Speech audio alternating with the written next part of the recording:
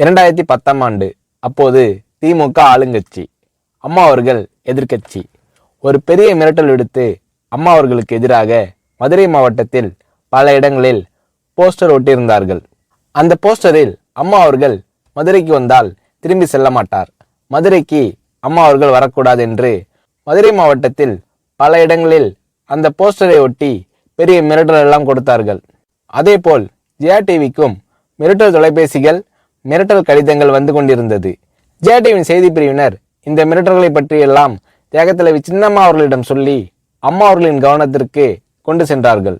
அம்மா அவர்கள் துணிச்சல், வீரம், கம்பீரம் இவற்றின் ஒட்டுமொத்த உருவம். அதனால் புரட்சி தலைவி அம்மா அவர்கள், நான் மதுரைக்கு போய் தீருவேன், பொதுக்கூட்டத்தில் பேசியே தீருவேன், எது நடந்தாலும் எதிர்கொள்கிறேன் என்று சொல்கிறார்கள். ஒரு கட்டத்தில் ஜெயா டிவிக்கு மிரட்டல் எப்படி வருகிறது என்றால், ஜெயா டிவியின் அலுவலகத்தை வெடிகுண்டு வைத்து தகர்ப்போம், அம்மா அவர்கள் மதுரைக்கு வந்தால் ஜெயா டிவியை ஒழிப்போம், இப்படியெல்லாம் நிறைய மிரட்டல்கள் தொலைபேசியின் வாயிலாகவும் கடிதத்தின் வாயிலாகவும் வந்து கொண்டிருக்கிறது.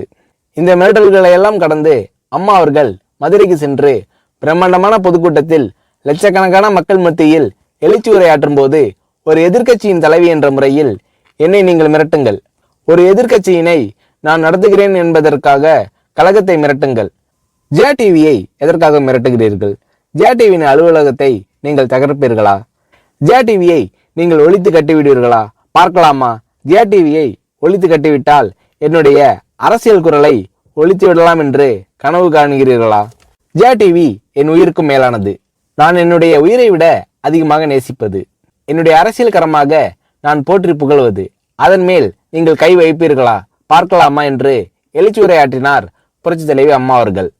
இப்படியெல்லாம் அம்மா அவர்களின் அன்புக்கும் மரியாதைக்கும் பாத்திரமாக ஜெயா டிவி இருந்தது.